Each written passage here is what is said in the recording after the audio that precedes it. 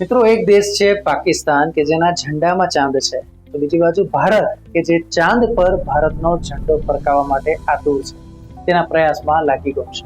નમસ્કાર, real voice of ઇન્ડિયામાં આપનું સ્વાગત. હું નેહલ મોદી. મિત્રો, તાજેતરમાં વડાપ્રધાન મોદીએ કહ્યું છે કે ભારતીય અવકાશયાત્રી 2040 સુધીમાં ચંદ્ર પર જશે.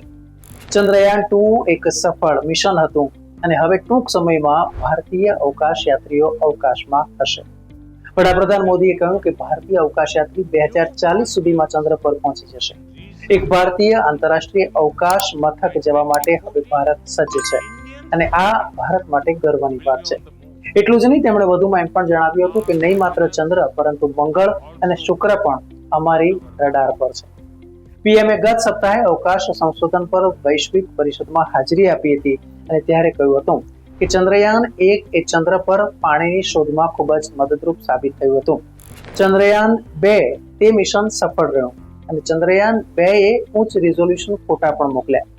ચંદ્રયાન 3 એટલે કે ચંદ્રયાન 3 એ ચંદ્રના દક્ષિણ ધ્રુવ વિશેની આપણી સમજણમાં વધારો કરે તે માટે સફળ રહ્યું છે. ત્યારે અમે રેકોર્ડ સમયમાં ક્રાયોજેનિક એન્જિન બનાવ્યું છે અને અમે એક જ પ્રક્ષેપણમાં 100 ઉપગ્રહો અવકાશમાં મોકલ્યા હતા.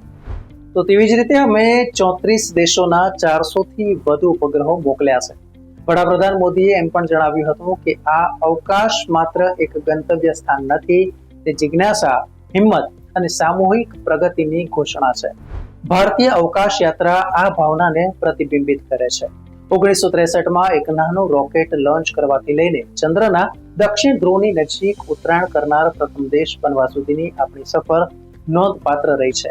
ભારતની અવકાશ યાત્રા ખૂબ જ પ્રશંસનીય છે.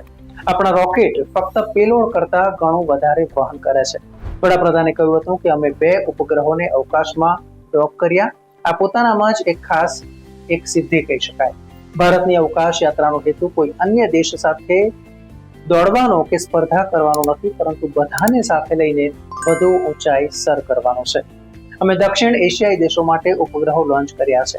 અમારા અધ્યક્ષ પદ દરમિયાન G20 સેટેલાઇટ મિશનની જાહેરાત પણ કરવામાં આવી હતી. ત્યારે અમે ગ્લોબલ સાઉથના ખ્યાલ સાથે આગળ વધી રહ્યા છે. ભારતીય અવકાશયાત્રી 2040 સુધીમાં ચંદ્ર પર ઉતરશે. ત્યારે આપણું પહેલું માનવ અવકાશ મિશન ગગનયાન આપણા દેશની વધતી જતી આકાંક્ષાઓને ઉજાગર કરશે.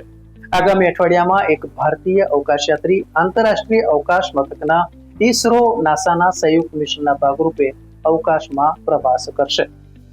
2035 સુધીમાં ભારતીય અવકાશ મથક સંશોધન અને વૈશ્વિક સહયોગમાં નવા પરિણામ ખુલશે. 2040 સુધીમાં ભારતનું પગથિયું ચંદ્ર પર હશે. મંગળ અને શુક્ર આપણી રડાર પર છે. ભારતનું અવકાશયાન ગગનયાન કે જે માનવજાતને અવકાશમાં લઈ જશે તે આપણી આકાંક્ષાઓને પ્રતિબિંબિત કરે છે. ત્યારે હવે જોવાનું રહ્યું કે આ માટે આખું એ વિશ્વ ભારતને કેટલો સહકાર આપે છે.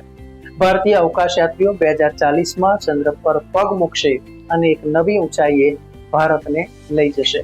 આમ ભારત આગામી સમયમાં ચંદ્ર પર પોતાનો જ ધ્વજ ફરકાવશે એ વાત નક્કી છે. ન્યૂઝ વ્યૂઝ અને એનાલિસિસ માટે આપ જોતા રહો રિયલ વોઇસ ઓફ ઇન્ડિયા. ધન્યવાદ.